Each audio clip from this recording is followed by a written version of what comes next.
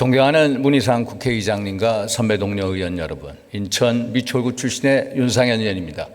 먼저 외교부 차관님 나와주시겠습니까?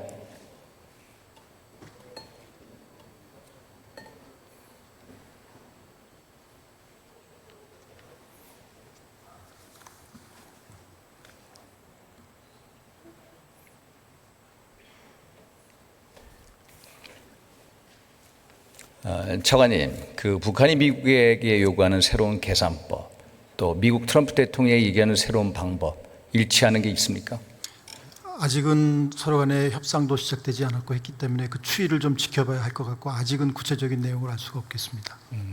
트럼프 대통령이 언급한 새로운 방법이라는 게 결국 북한이 계속 주장해온 제재 해제, 경제 지원, 또 체제 안전 보장에다가 부분적 비핵화를 동시에 병행하자는 단계적 비핵화 아닙니까? 최종적인 상태로서 완전한 비핵화, 그것이 전제된 후에 동시적 또는 병행적으로 이행돼야 된다는 그런 기본 원칙 속에 벗어나지 않는 그런 방법일 걸로 생각하고 있습니다. 선 비핵화 후 보상이라는 볼턴 보좌관이 사임을 했기 때문에 지금이야말로 북한이 제재 해제를 요구할 절호의 기회다, 그렇게 생각 안 하십니까? 제재 해제를 위해서는 먼저 북측으로부터 비핵화에 대한 의미 있는 진전, 행동이 있어야 된다고 생각합니다. 우리 정부는 어떤 입장입니까? 제재 해제 요건이 뭡니까? 먼저 의미 있는 조치들이 북측으로부터 좀 있어야. 어떤 게 의미 있는 조치입니까? 비핵화에 대해서 진전이 있다 하는 것을 인정할 수 있는 그런 의미 있는 조치들이. 예를 들어서 지난 6월 문재인 대통령께서 말씀하신 그 영변 핵 폐기 정도면 됩니까? 영변 핵 폐기가 중요한 요소가 될 수는 있겠습니다만 그것으로 충분하다고는 할 수 없겠습니다. 맞습니다. 대통령과 다른 생각을 가지고 계시네요. 맞습니다. 영변 핵시설 플러스 다른 여러 가지 핵시설의 폐기가 전제돼야 되돌릴 수 없는 비핵화다라는 차관님 말씀 동의하시죠? 최종적으로는 완전한 비핵화가 필요하고 영변 시설의 폐기는 그것의 중요한 부분을 차지하지만 그것만으로서 완전한 비핵화라고 할 수는 있다는 것은 아니라는 말씀입니다. 제재 해제가 북미 간의 협상의 의제가 돼야 된다고 보십니까? 제재 해제는 북측이 중점적으로 요구했던 사항이기도 하기 때문에 북미 실무 협상이 개시된다면 그 속에서 논의될 것으로 예측할 수 있습니다. 그런데 최근에 그 외교부 고위 관리가 북한이 제재 해제보다는 체제 안전 보장 쪽으로 방점이 바뀌고 있다, 무슨 근거로 그런 얘기를 했나요? 2월 하노이 북미 회담 이후에 북측이 안전 보장 문제를 강조하기 시작을 했습니다. 저는 그런데 그 말에 동의를 하지 않습니다. 북한이 제재 해제 요구에서부터 체제 안전 보장으로 방점을 옮긴 게 아니라 제재 요구에다가 덧붙여서 첨가해서 체제 안전 보장 요구를 다 같이 더 큰 요구를 한 거다. 오히려 판을 키운 겁니다. 왜 그런지 아십니까, 차관님? 북한의 입장에서는 안전 보장도 중요하지만 또 제재 완화도 포기할 수 없다, 아마 그런 뜻일 걸로 생각합니다. 최근에 보면은 정세가 북한에게 호의적으로 변하고 있습니다. 아시다시피 북한은 내부적으로 미사일 전력을 획기적으로 증강했습니다. 외부적으로 어떻습니까? 한미 동맹이 흔들리고 있습니다. 이때 북한의 협상력이 높아졌다라고 생각을 하고 어떻게든 더 큰 요구, 더 크게 판을 키워서 임하겠다는 게 북측의 전략이다라는 겁니다. 동의하십니까?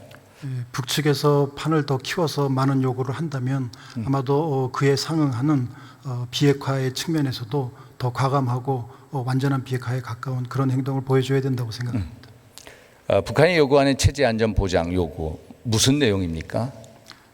아직까지는 북측으로부터 구체적으로 그 내용이 무엇이다라는 설명은 없는 것으로 알고 있습니다. 그것은 한마디로 선명한 요구입니다. 한반도를 포함한 동북아시아에서 미국의 핵 전력을 제거하라는 겁니다. 주한미군 철수는 말할 것도 없고 주일 미군의 일본에 있는 미군의 전력을 전부 후퇴시켜라는 겁니다. 그래서 어떻게든 북한은 이번에 판을 키워서 체제 안전 보장 요구까지 더해서 판을 키운 다음에 북한이 협상에서 뭔가 양보하듯이 하면서 비핵화 영변 쇼를 하면서 협상에 임하겠다. 이것은 트럼프에 맞춰진 협상 전술이다. 트럼프 대통령이 지금까지 한미동맹 돈 안 되는 동맹이다, 연합훈련 필요 없다, 이런 식으로 했기 때문에 트럼프를 겨냥한 협상 전략이다. 그래서 아마도 북미 협상에서 주한미군 감축 내지 철수가 의제로 올 것이다. 어떻게 예상하십니까?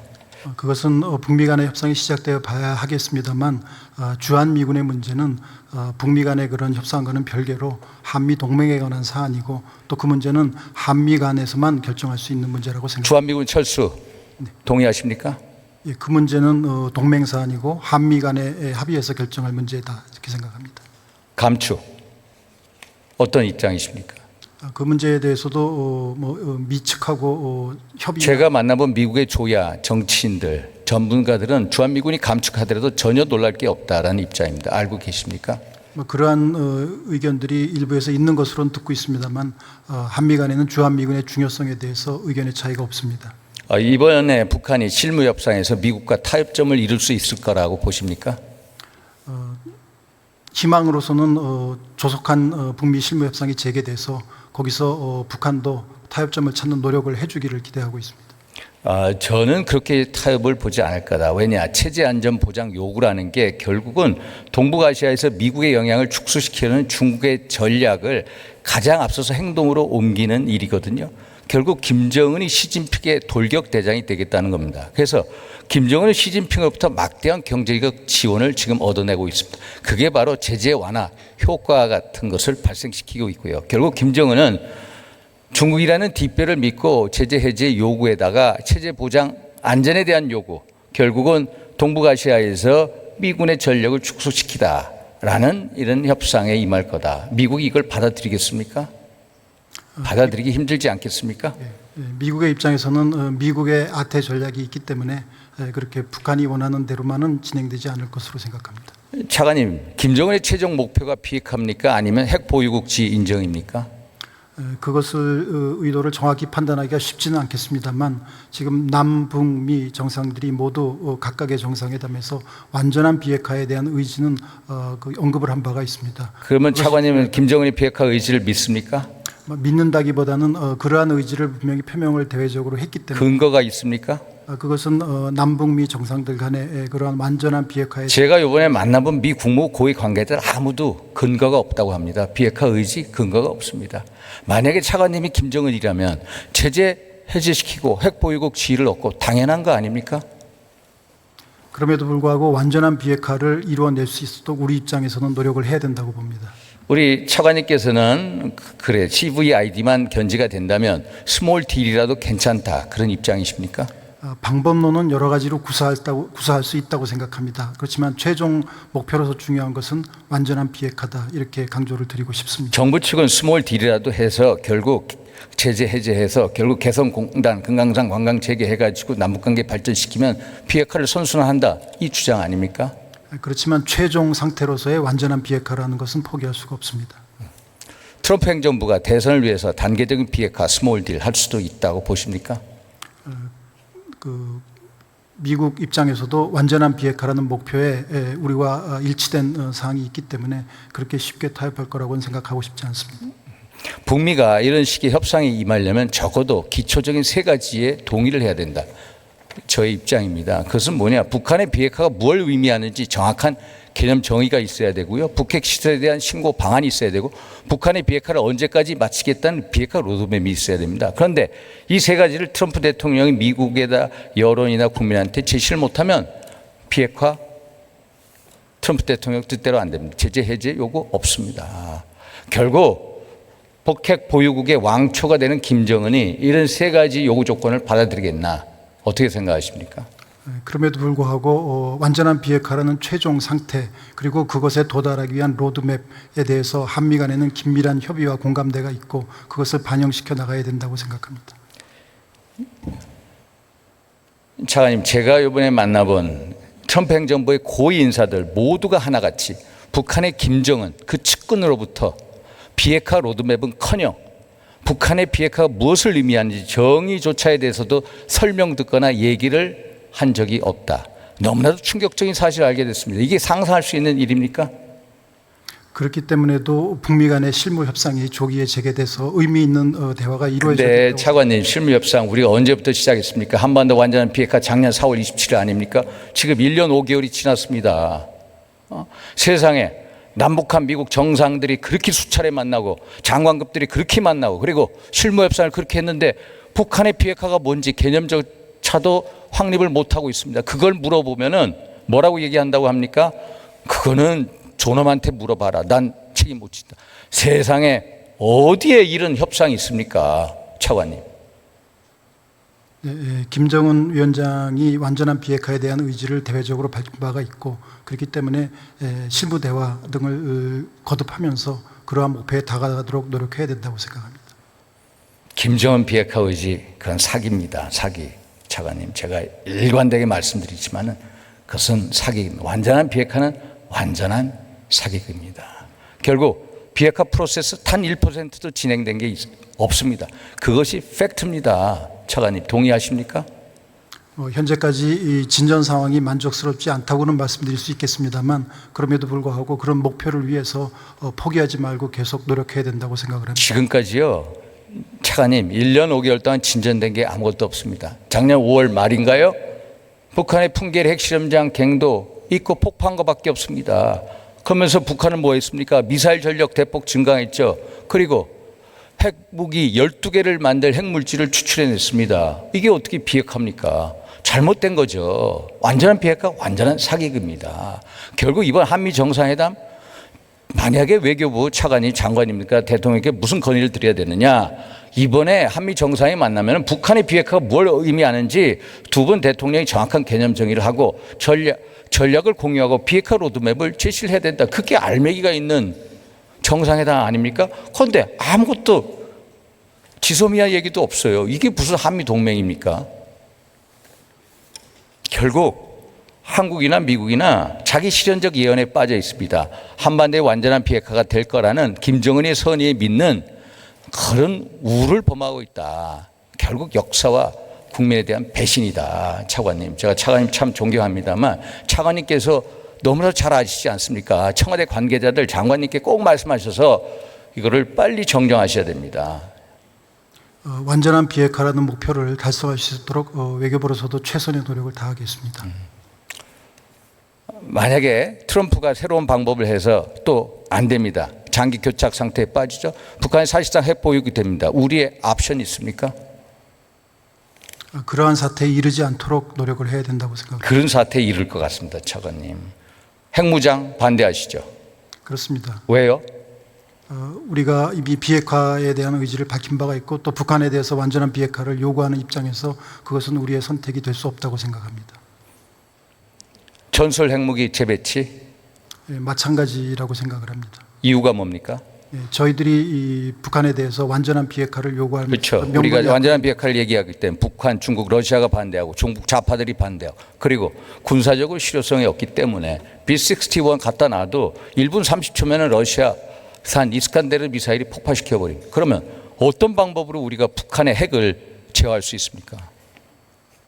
그렇기 때문에 비핵화 협상을 조기에 완결짓도록 노력하죠. 그거는 안 되고요. 힘듭니다. 결국 한미 확장 억제를 강화시키는 방법밖에 없습니다. 결국 우리도 한반도 비핵화 취지를 존중하는 차원에서 한반도 영해 바깥에다가 핵무기를 탑재한 미국의 잠수함을 상시 배치하자. 그리고 한국과 미국이 뉴클리어 코드 쉐어링, 핵 공유 협정을 맺자. 제가 줄기차게 몇 년 전부터 주장한 겁니다. 한번 생각해 보시겠습니까?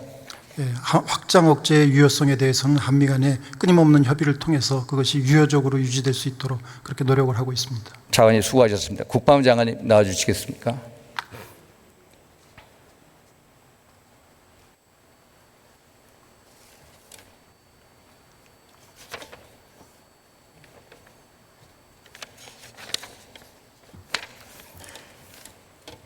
북한의 신형 단거리 탄도 미사일 우리가 요격할 수 있습니까? 예, 요격 능력이 있습니다. 미국 정보당국 힘들다고 하는데 무슨 근거로 신뢰할 만한 신빙성 있는 자료 제시할 수 있습니까? 뭐 힘들다라고 하는 그 근거나 이유가 뭔지 저희하고 정확하게 그 공유가 안 돼 있는데 장관님, 저희는 할 수 있습니다. 장관님 할 수 있다는 거하고 할 수 있는 능력을 가진 거하고 다른 겁니다. 우리는 한반도 전투 중심이 짧고요. 그리고 이스칸데르급 미사일에 대해서 요격 실험한 적이 있습니까? 예, 저희가 직접적으로 이렇게 실사격은 안 했지만 그런 그 성능이나 능력을 시뮬레이션을 지속적으로 하면서 다 능력을 가지고 있다 이렇게 말씀드려요. 그 미사일에다가 전술핵 탑재할 수 있죠. 이스칸데르 미사일에 전술핵을 탑재할 수 있는지는 아직 확인이 안 됐습니다. 지금 현재 개발 중에 있기 때문에 저희 한미 정보 당국에서 그런 부분에 대해서 계속해서 분석을 하고 있는데 현재까지는 그 탑재 가능성은 확인이 안 돼 있다 이렇게 말씀드립니다. 북한군의 전력이 구형 단거리 탄도미사일을 최신형 단거리 탄도미사일로 바뀌는 상태에 있다. 동의하시죠? 예, 뭐 지금 계속해서 미사일 그 시험 개발을 하고 있기 때문에 아무래도 뭐 그런 부분은 하고 있을 것이다 이렇게 보고 있습니다. 북한이 북중 국경에 배치한 신형 중거리 탄도 미사일, 그게 일본 전역을 사정거리에 두고 있습니다. 이게 북극성 2형이라고 얘기하죠.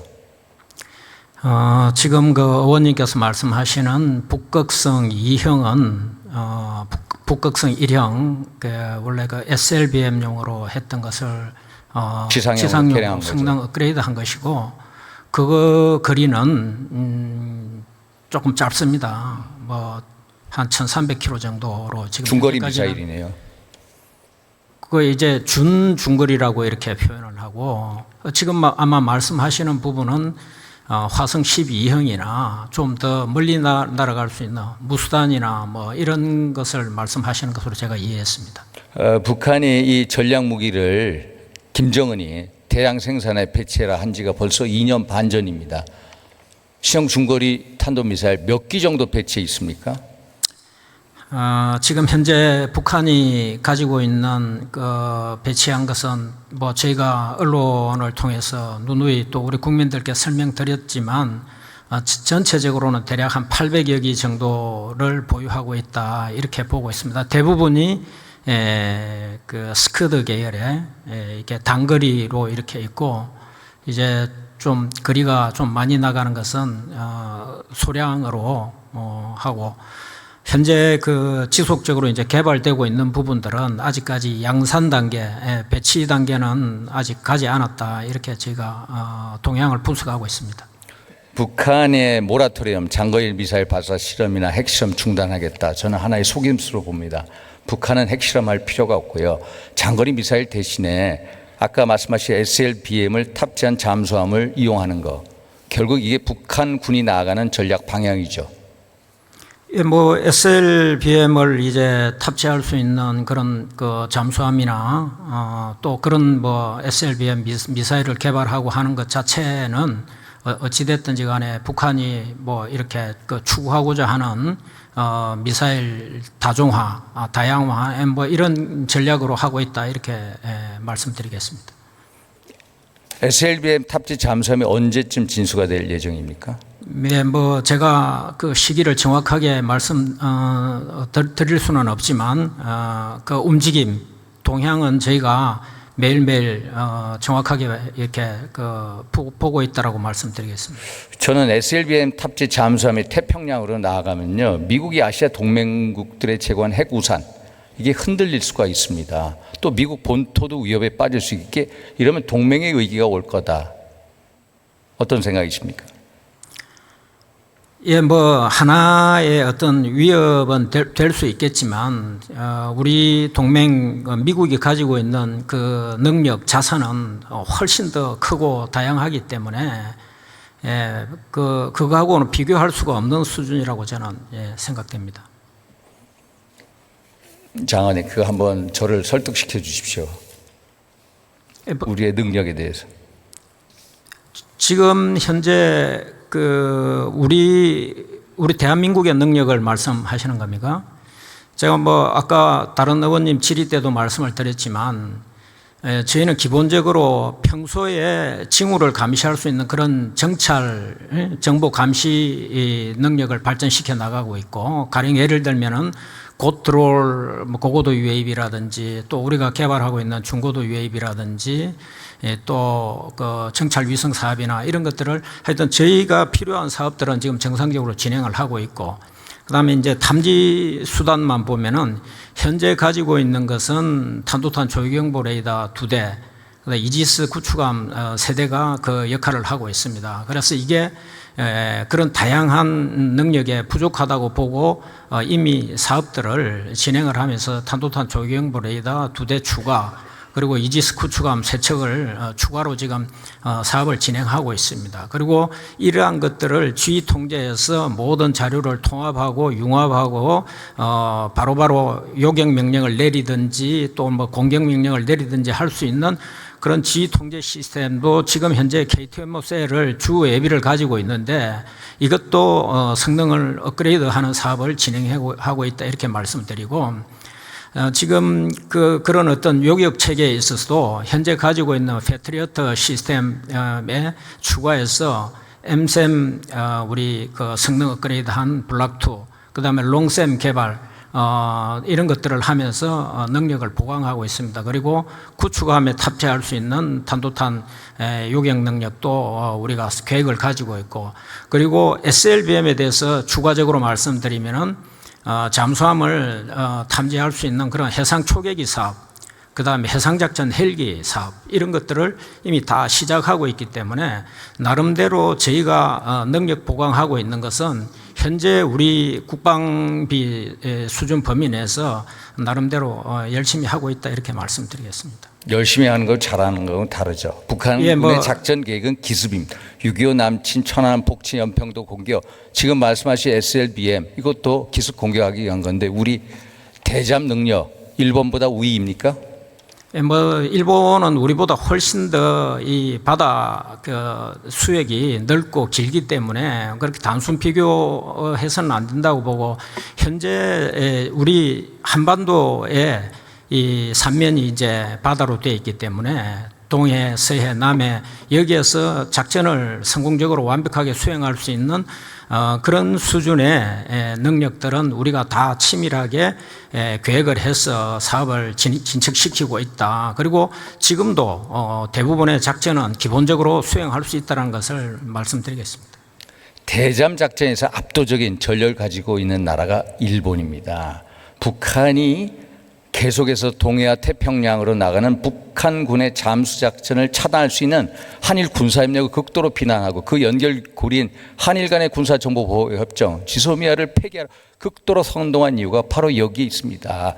일본의 대잠 능력 때문입니다. 안 그렇습니까? 예, 우리도 대잠 능력에 대해서 기본적으로 우리 209급 잠수함, 214급 잠수함, 그리고 추가적으로 미래에 대비하는 사업이 진행되고 있다 이렇게 말씀드리고, 지금 말씀하신 대로 현재 가지고 있는 우리 해상 초계기 P3 그것도 현재 우리가 16대 이렇게 보유하고 있기 때문에 기본적인 작전 수행하는 데 문제가 없다. 그리고 해상작전 헬기도 현재 가지고 있는 링스 헬기 그리고 AW159에 추가해서 또 더 보완하기 위한 사업을 지금 진행하고 있다 이렇게 말씀드리겠습니다. 그런데 문재인 정부 청와대가요, 일본의 경제고국 빌미로 해서 이거하고 상관없는 지소미아를 폐기하고 북한의 요구를 들어줬어요. 한일 간의 군사협력을 증강시켜야 되는데 한일 간의 군사협력 오히려 쇠퇴시켜, 이게 자살핵이 아닙니까? 장관님께서 지소미아 전략적 중요성 인정하지 않았습니까? 장관님께서 이런 부당한 지시에 맞서서 뭔가 항변하신 적 있으십니까? 예, 정부의 정부 결정 당시에는 정부 전 부처 심의에 참여한 모든 참가자들이 심도 깊게 정말 많은 부분들을 논의를 했다 이렇게 말씀드리고, 저는 국방부 장관으로서 미칠 수 있는 영향 요소에 대해서 충분히 논의를 했다 이렇게 말씀드립니다. 지소미아 폐기를 반대하셨죠, 장관님? 예, 반대고 찬성이고 그런 걸 떠나가지고 정부가 결정을 하기 전에는 충분히 논의할 수 있도록 그렇게 다 했다 이렇게 말씀드리겠습니다. 한미 간의 연합 군사훈련 전면 폐지에 대한 입장은 뭡니까, 장관님? 정면 폐지를 할 수가 없다라고 보고요. 만일에 전면 폐지를 해야 된다 그러면은 조금 전에 의원님께서 계속해서 질의하신 북한이 거기에 상응하는 그런 어떤 비핵화와 관련된 상응 조치들이나 이런 것들이 있어야 된다고 보고, 어떠한 결정이 이루어지든지 간에 우리 한미 국방 군사 당국에서는 그런 어떤 연합방위 태세나 능력이나 우리의 작전 수행 능력이 저하되지 않도록 긴밀하게 협조하면서 보완 대책을 만들어 나갈 수 있도록 그렇게 하겠습니다. 트럼프 대통령 한미연합훈련에 대해서 돈 낭비다, 불필요하다. 청와대 전면 폐지에 대해서 얘기한 적이 없습니다. 지금 입장이 없습니다. 북한이 이번에 실무협상에서 그거 들고 나오면 폐지될 수 있습니다. 장관이 그때는 직을 걸고 막으실 작정이십니까? 예, 그 부분에 대해서도 뭐 저희가 에이브람스 사령관이나 미처 그 주요 인사들로부터 충분히 설명을 들었는데 트럼프 대통령께서 말씀하신 부분은 트럼프 대통령께서 그렇게 말씀을 하셨지만 그 밑에 참모들이 그게 필요하다라고 그래서 하는 데 대해서 그걸 막지는 않겠다 이렇게 말씀하셨기 때문에 지금도 지난번에도 8월 달에 우리가 그래서 연습을 정상적으로 다 이렇게 이행을 했습니다. 예. 네, 장관님 수고하셨습니다. 소실 끝까지 지켜주시고요. 수고하셨습니다. 우리 총리님 나와주시겠습니까?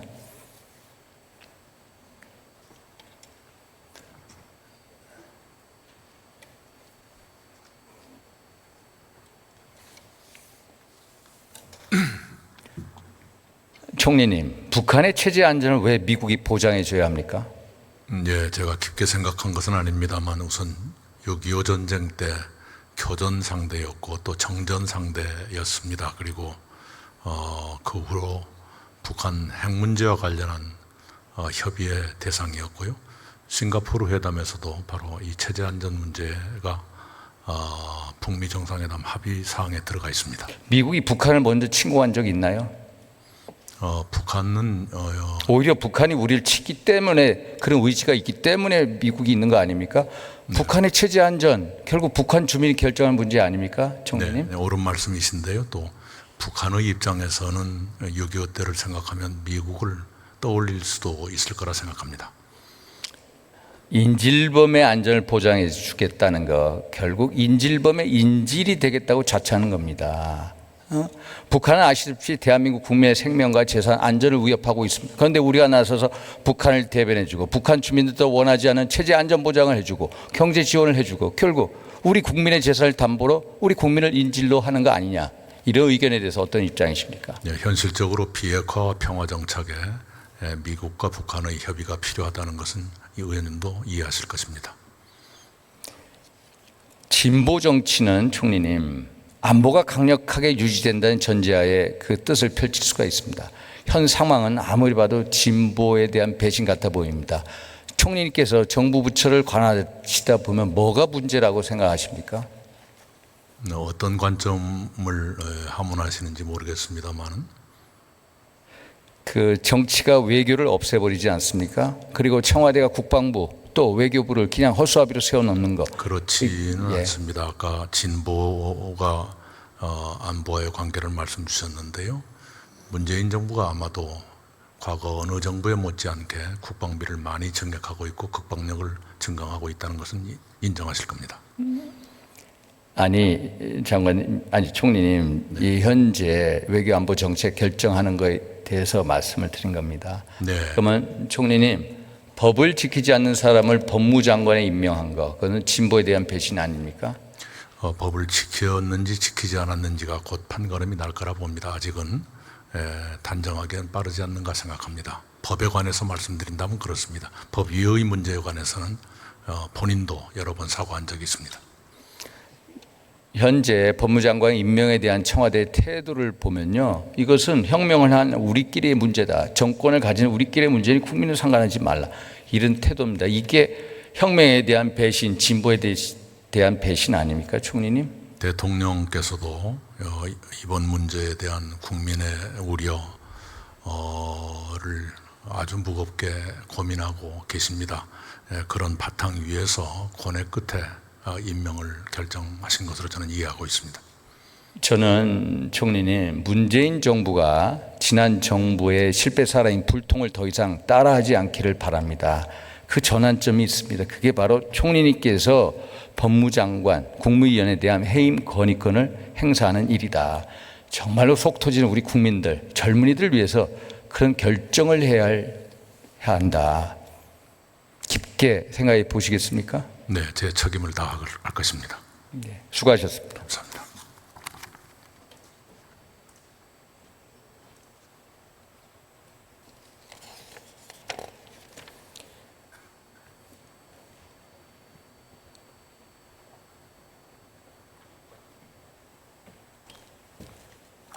이 문재인 정부의 사람들은 한마디로 마치 타임머신을 타고 1980년대에서 온 사람들 같습니다. 1980년대 이념의 잣대로 2019년 대한민국을 가르고 쪼개서 정말 아무도 경험하지 못한 이상한 나라로 만들어가고 있습니다. 인사도 끼리끼리 나눠 먹고 여론도 끼리끼리 조작합니다. 국정도 끼리끼리 안타깝게 하고 있습니다. 외교안보, 남북정권 끼리끼리 훼손하고 있습니다.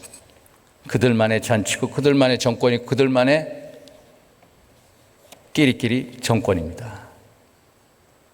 진보 정치 바라지 않습니다. 탐욕의 정치 그것만 해도 멈춰 주십시오. 그것이 국민들의 지상 명령입니다. 경청해 주셔서 감사합니다. 윤석열 의원 수고하셨어요. 다음은 서울 금천 출신의 더불어민주당 이훈 의원 나오셔서 질문해 주시기 바랍니다.